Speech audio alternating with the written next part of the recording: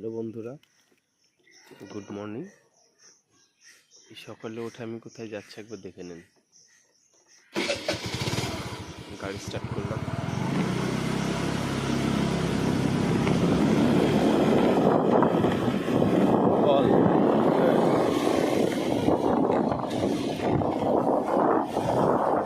এখন বাজে 6:20। আকাশটা দেখুন, মেঘলা আকাশ, মরশুম পরিবেশ, কি সুন্দর জায়গা।